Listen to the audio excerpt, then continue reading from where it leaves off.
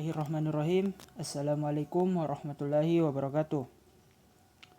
Perkenalkan, nama saya Wahyu Ramadan Nur Zainal dengan NIM 70 2001 2082 dari kelas Kesmas D, Prodi Kesehatan Masyarakat, Fakultas Kedokteran dan Ilmu Kesehatan. Pada kesempatan kali ini, saya akan menjelaskan bagian-bagian sel beserta dengan fungsinya sebagai pemenuhan tugas dari dosen pengampu Ibu Yusma Indah Jayadi SGZ MKes. Pada gambar 3D ini termasuk sel eukariotik karena memiliki membran inti sel dan juga nukleus, dan juga terdapat inti genetik lainnya. Sel eukariotik terdapat pada hewan dan tumbuhan. Nah, di gambar kali ini merupakan sel eukariotik yang terdapat pada hewan dikarenakan tidak terdapat dinding kaku pada lapisan terluar sel. Yang pertama adalah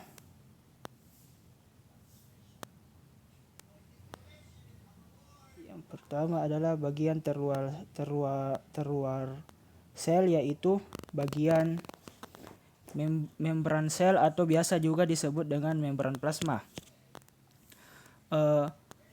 Fungsi membran plasma ini yaitu untuk mengatur keluar masuk sel atau biasa disebut dengan transportasi sel. Nah, ini yang disebut dengan membran plasma.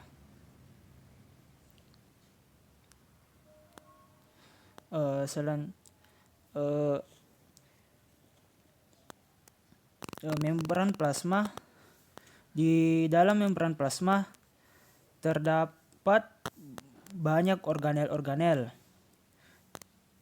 dan di dalam membran plasma ini juga terdapat sitoplasma yang 90% komposisinya adalah air. Nah, di bagian tengah ini terdapat nukleus yang berfungsi untuk mengatur seluruh kegiatan sel. Di dalam nukleus ini terdapat nukleolus dan beberapa materi genetik. Materi genetik ini berupa kromosom yang di dalamnya terdapat DNA. Kemudian selanjutnya adalah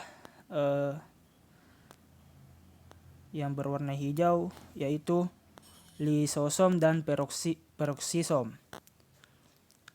Fungsi dari lisosom dan peroksisom ini adalah untuk pencernaan sel.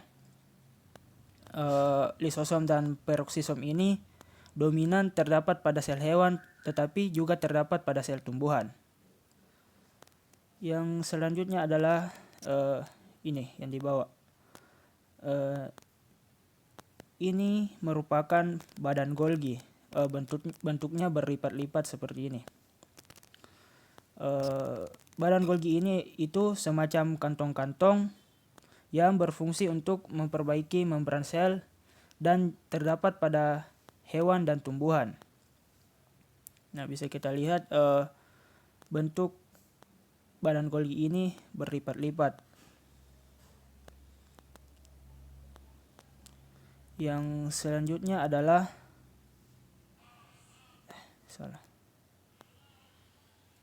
retikulum endoplasma. Ini yang di bawah berwarna kuning. Ini retikulum endoplasma ini berhubungan dengan transportasi karena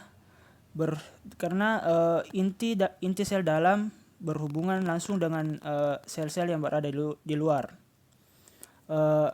Retikulum endoplasma terbagi menjadi dua, yaitu retikulum endoplasma kasar dan retikulum endoplasma halus. Retikulum endoplasma kasar terdapat ribosom di dalamnya, sedangkan retikulum endoplasma halus tidak terdapat ribosom di dalamnya. Fungsi retikulum endoplasma kasar yaitu ke arah transportasi protein, sedangkan yang halus ke arah transportasi lemak. Selanjutnya adalah mitokondria yang berbentuk coklat memanjang ini, yang berfungsi untuk menghasilkan energi berupa ATP atau adenosin trifosfat. Dan yang selanjutnya adalah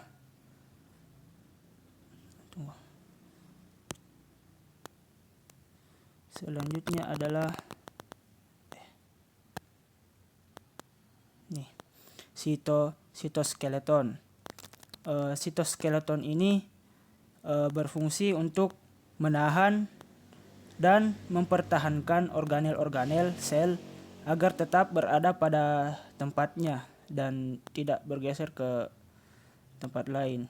Ini berfungsi sebagai pertahanan agar sel tersebut tetap kuat. Mungkin sekian yang dapat saya jelaskan mengenai bagian-bagian sel beserta fungsinya. Lebih dan kurangnya mohon dimaafkan. Wabillahi taufiq wal hidayah. Wassalamualaikum warahmatullahi wabarakatuh.